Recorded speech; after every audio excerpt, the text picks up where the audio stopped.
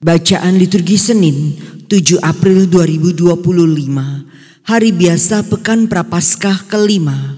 Perayaan fakultatif Santo Yohanes Baptista de la Salle, Imam. Bacaan dari Nubuat Daniel. Adalah seorang diam di Babel, namanya Yoyakim. Ia mengambil seorang istri yang bernama Susana, anak Hilkia.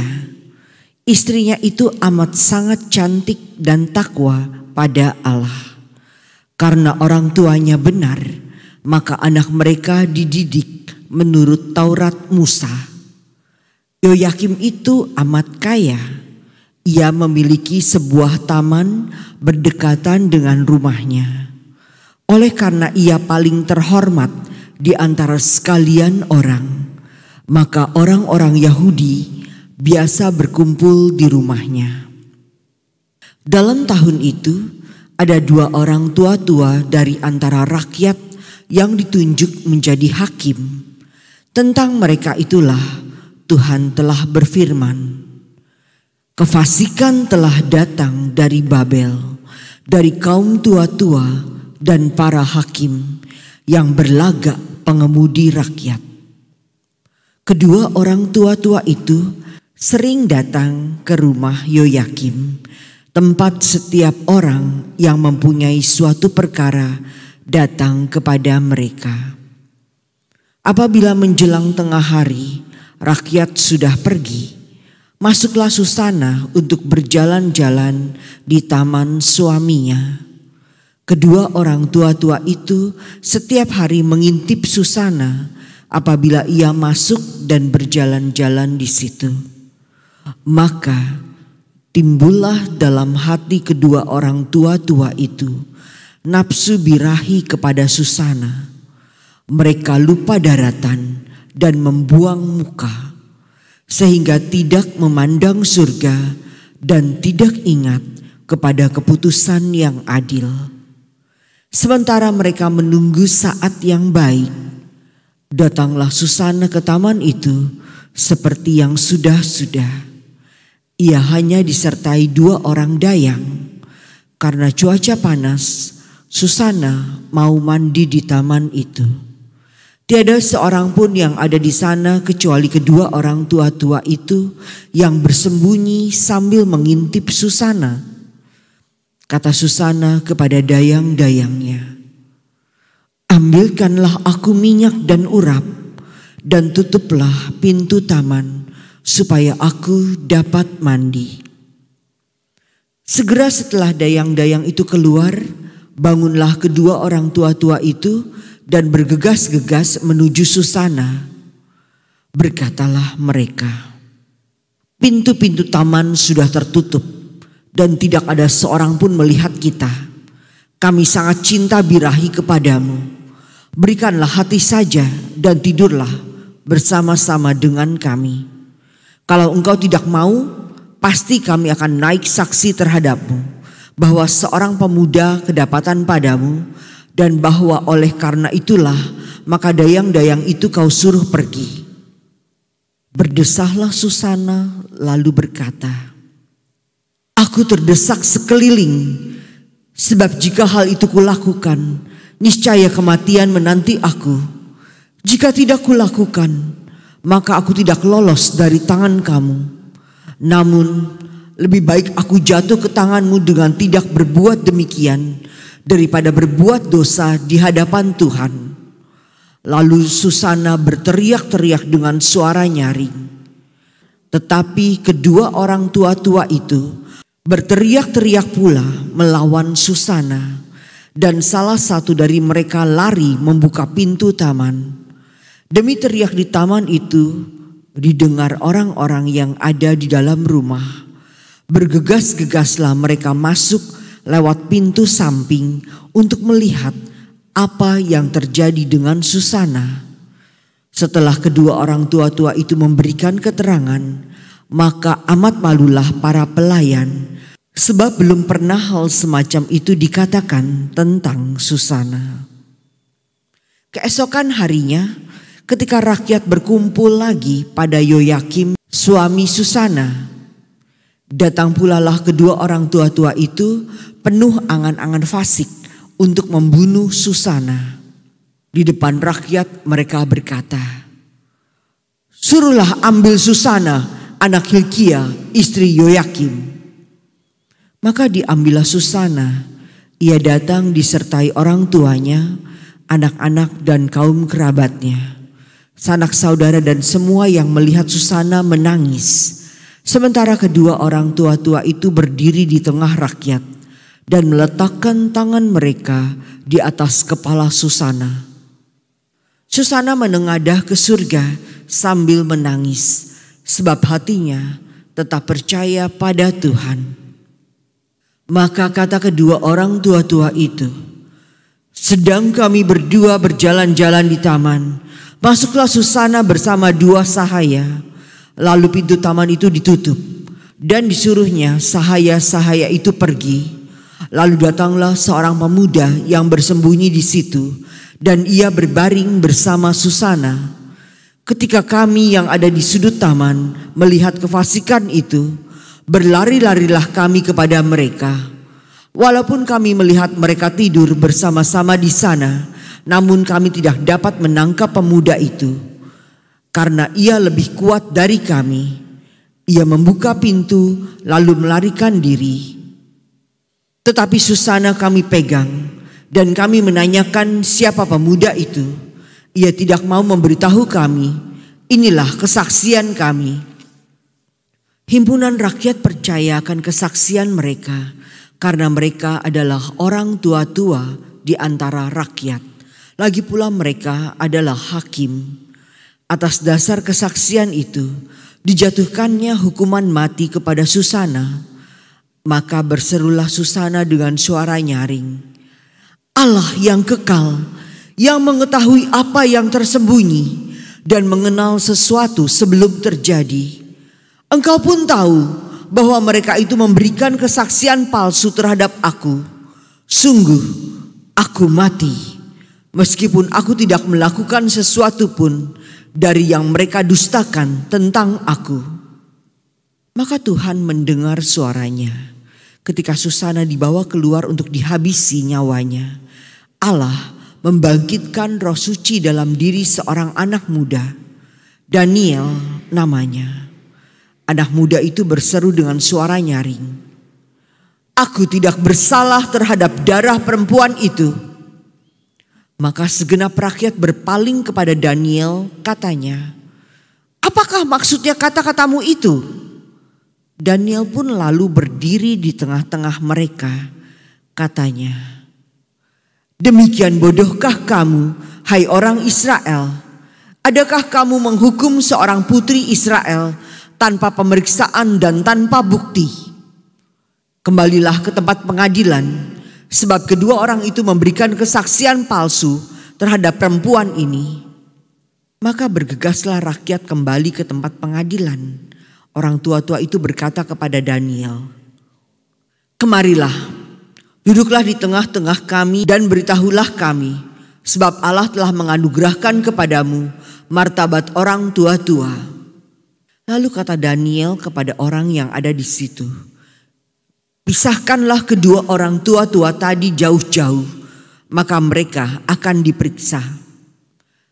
Setelah mereka dipisahkan satu sama lain, Daniel memanggil seorang di antara mereka dan berkata kepadanya, "Hai engkau yang sudah beruban dalam kejahatan, sekarang engkau ditimpa dosa-dosa yang dahulu telah kau perbuat, dengan menjatuhkan keputusan-keputusan yang tidak adil, dengan menghukum orang yang tidak bersalah dan melepaskan orang yang bersalah. Meskipun Tuhan telah berfirman, orang yang tak bersalah dan orang benar janganlah kau bunuh. Oleh sebab itu, jikalau engkau sungguh-sungguh melihat dia, katakanlah, di bawah pohon apakah telah kau lihat mereka bercampur?" Sahut orang tua-tua itu, "Di bawah pohon mesui." Kembali Daniel berkata, "Baguslah, engkau mendustai kepalamu sendiri. Sebab malaikat Allah telah menerima firman dari Allah untuk membelah engkau. Setelah orang itu disuruh pergi, Daniel pun lalu menyuruh bawa yang lain kepadanya. Kemudian berkatalah Daniel kepada orang itu, "Hai keturunan Kanaan dan bukan keturunan Yehuda, kecantikan telah menyesatkan engkau, dan nafsu birahi telah membengkokkan hatimu. Kamu sudah biasa berbuat begitu dengan putri-putri Israel, dan mereka pun terpaksa menuruti kehendakmu karena takut. Tetapi putri Yehuda ini tidak mau mendukung kefasikanmu. Oleh karena itu, katakanlah kepadaku, di bawah pohon apakah telah kau dapati mereka bercampur?" Sahut orang tua-tua itu, "Di bawah pohon berangan." Kembali Daniel berkata, "Baguslah engkau mendustai kepalamu sendiri. Sebab malaikat Allah sudah menunggu-nunggu dengan pedang terhunus untuk membahan engkau supaya engkau binasa." Maka berserulah seluruh himpunan itu dengan suara nyaring. Mereka memuji Allah yang menyelamatkan siapa saja yang berharap kepadanya. Serentak mereka bangkit melawan kedua orang tua-tua itu, sebab Daniel telah membuktikan dengan mulut mereka sendiri bahwa mereka telah memberikan kesaksian palsu. Lalu mereka diperlakukan sebagaimana mereka sendiri mau mencelakakan sesamanya. Sesuai dengan Taurat Musa, kedua orang tua itu dibunuh. Demikian pada hari itu diselamatkan darah yang tak bersalah. Demikianlah sabda Tuhan. Syukur kepada Allah. Sekalipun aku berjalan dalam lembah yang kelam, aku tidak takut bahaya, sebab engkau besertaku. Sekalipun aku berjalan dalam lembah yang kelam, aku tidak takut bahaya, sebab engkau besertaku. Tuhanlah gembalaku, aku takkan berkekurangan. Ia membaringkan daku di padang rumput yang hijau. Ia membimbing aku ke air yang tenang dan menyegarkan daku. Sekalipun aku berjalan dalam lembah yang kelam, aku tidak takut bahaya, sebab engkau besertaku. Ia menuntun aku di jalan yang lurus, demi namanya yang kudus. Sekalipun berjalan dalam lembah yang kelam, aku tidak takut bahaya, sebab engkau bersertaku. Tongkat gembalaanmu, itulah yang menghibur aku. Sekalipun aku berjalan dalam lembah yang kelam, aku tidak takut bahaya, sebab engkau besertaku. Engkau menyediakan hidangan bagiku di hadapan segala lawanku. Engkau mengurapi kepalaku dengan minyak, pialaku penuh berlimpah. Sekalipun aku berjalan dalam lembah yang kelam, aku tidak takut bahaya, sebab engkau besertaku. Kerelaan dan kemurahan-Mu mengiringi aku seumur hidupku. Aku akan diam di dalam rumah Tuhan sepanjang masa. Sekalipun aku berjalan dalam lembah yang kelam, aku tidak takut bahaya, sebab engkau besertaku.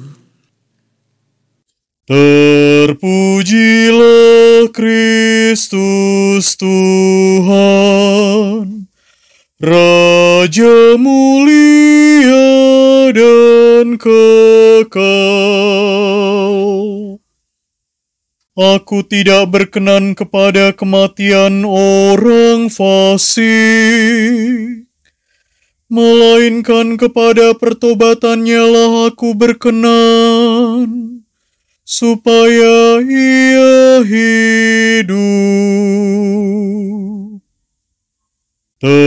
Terpujilah Kristus Tuhan, Raja mulia dan kekal. Inilah Injil suci menurut Yohanes. Dimuliakan Tuhan. Sekali peristiwa, Yesus pergi ke Bukit Zaitun. Pagi-pagi benar ia berada di bait Allah. Dan seluruh rakyat datang kepadanya. Ia duduk dan mengajar mereka. Maka ahli-ahli Taurat dan orang-orang Farisi membawa kepadanya seorang perempuan yang kedapatan berbuat zina. Mereka menempatkan perempuan itu di tengah-tengah, lalu berkata kepada Yesus, "Rabi, perempuan ini tertangkap basah ketika ia sedang berbuat zina. Musa dalam hukum Taurat memerintahkan kita untuk melempari dengan batu perempuan-perempuan yang demikian. Apakah pendapatmu tentang hal itu?" Mereka mengatakan hal itu untuk mencobai Yesus, supaya mereka memperoleh sesuatu untuk menyalahkannya. Tetapi Yesus membungkuk lalu menulis di tanah dengan jarinya. Dan ketika mereka terus-menerus bertanya kepadanya, ia pun bangkit berdiri lalu berkata kepada mereka, "Barang siapa di antara kamu tidak berdosa, hendaklah ia yang pertama melemparkan batu kepada perempuan itu."